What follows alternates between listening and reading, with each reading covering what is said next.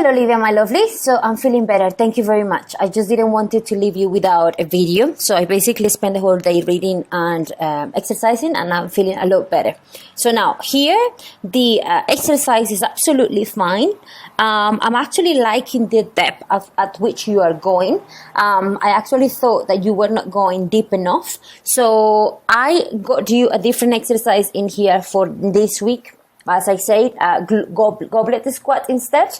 Try to see which one you find it best. The reason why I like the goblet squat after doing this is because we have the glute session on Friday. So we can use the goblet squat so we can also work on shoulders and core, which I believe is going to be a good complement to this one after doing this for a while. Okay? All right. With regards this six-way shoulder, you're making a mistake that everyone makes, and it's actually something that is really hard to understand at first. And what I want you to notice is basically the position of your elbows in comparison to your shoulders, okay? So if you look throughout the whole movement, look at the elbows compared to your shoulders high. So your elbows are always slightly higher or slightly deeper or slightly lower, than your shoulders. This movement, so any front raises, lateral raises, or this one here, has to be driven more than driven by your hands. And I know the weights are on your hands, but more to be driven by your hands has to be driven by your elbows. So the elbows and the shoulders, they need to be aligned. And something else that I want you to notice is that if you look in here, so when I do this movement, this is me. So if you look at my elbows, they are aligned with my shoulders. Most of the people do this on the lateral raises. They do this, yeah? You still are working your shoulders, but you will have a better range of looking here when I do this, okay? And looking here when I do this. I am really working my shoulders in here.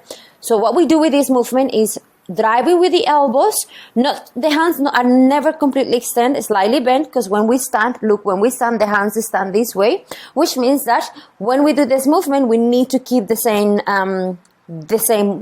posture, yeah? And then when we come here to the front, we don't want to put it any closer than, again, the shoulders width apart, yeah? And then from here, we go up. We don't want to go any back than here, just in here, come back down. We do like a T movement to the side, and then we bring it back down. Driving with your elbows to the front, up, down, to the side, down. All right?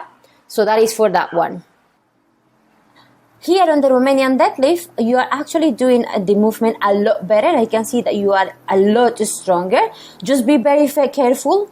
Always, when you are doing a Romanian deadlift, be very careful when you pick up the weights, because look how your back curves in here, yeah?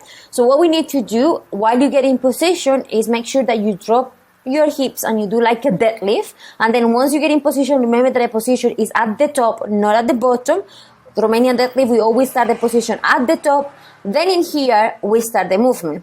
But what I will say in here is that you are driving the hips far behind, like if you were going to close the door of your car, and that's very good. But those two things to correct in here, which will be the tempo. So I know we have built up now to the 15 reps with the 2 of 20 kg, but we are going slightly too fast. So if we count down 3, 2, 1, 1, 2, 3, 2, 1. So you see? So this is what I want you to focus on now. So it's going to take you 8 seconds per repetition, which might mean that we might have to drop the repetitions to 12 again, and maybe 12. But what I really want you to make those 2 seconds pause at the bottom and try to control the way up. So we have more time to engage the hamstrings and the glutes, because sometimes when you go up so explosive, like the way you're going, we actually coming up with the strength of the back and not with the strength on the hamstrings and the glutes. And just a little bit, more of perfection will be for you to stop right here when your upper body is parallel to the floor. So if you look at your knee, ankles radio, it will be around the middle of your shins. That's when you want to stop, because we all have, most of us have very good flexibility.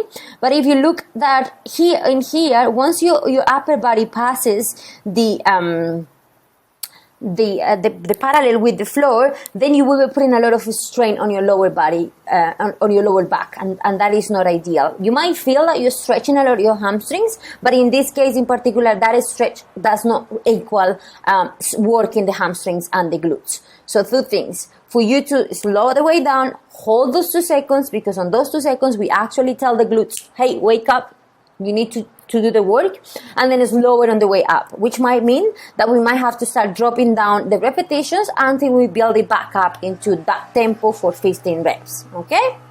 So that on that. Now, here on the dumbbell upright rows. So here again, making a mistake that many people makes, and what I want you to notice in here is look at your posture right here. So this posture is what we call kyphosis. So kyphosis means when we let our shoulders drop this way. That used to be my default posture before I started actually working on correcting my posture with all the pull exercises and being more aware of that.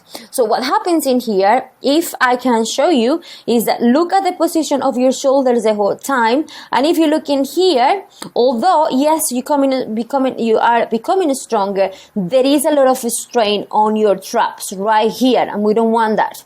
So what we need to do instead, I'm going to just show you here. I actually went and got changed because I was on my pajamas first, but I want you to look at this. So we're starting from this position here, yeah? And then when we come in here, that is creating, look at this here.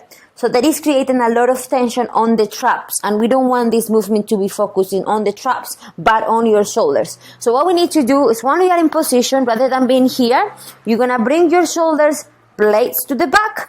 So look at me, shoulder blades back and down to the back pockets, because it's also not back and up.